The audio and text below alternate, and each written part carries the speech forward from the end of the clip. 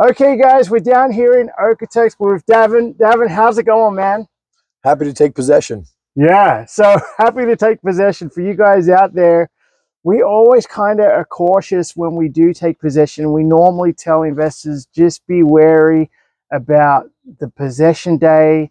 Sometimes we have delays, and in this case, Davin, we turned up for possession, and what happened? What was going on in this house? Oh, they were still in the throes of moving everything. They're probably 50% done, and they had a whole pile of moving left to do. And the sellers were inside, and so was 50% of their contents. Yeah, so we came here. There was like 4 of them in here. They were trying to get furniture out. We went in the garage. That's a 4-car garage back there. It was chock. It was full. So we were like, yeah, possession's not going to happen.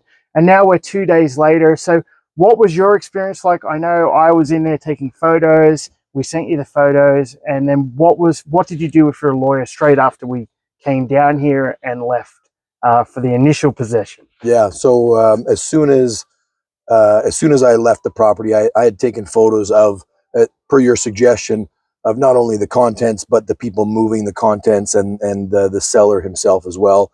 As soon as I left the property, I sent an email to my lawyer instructing them not to send any funds over to the seller's lawyer, not to release any funds, and I included those pictures as well. Yeah, so for you guys out there, what you have to understand is that when it comes to possession, then it transfers over to the lawyers to go lawyer to lawyer. The realtors really don't. The realtor actually should have, to be honest, should have had this cleared and known that his clients were out. He didn't know that. He should have been on top of that. And then at the end of the day, you know, we didn't even really approach the sellers. We just said, okay, this is going on.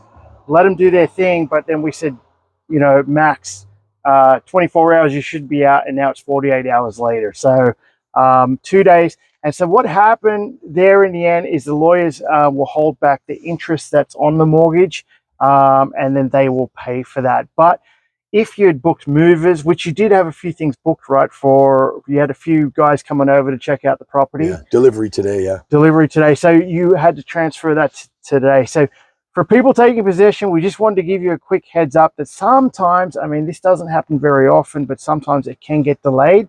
So be careful when taking possession. Okay, that's our video on possession day. If you want to subscribe to our channel below, you'll see other tips to save you time and save you the hassle that Davin just went through.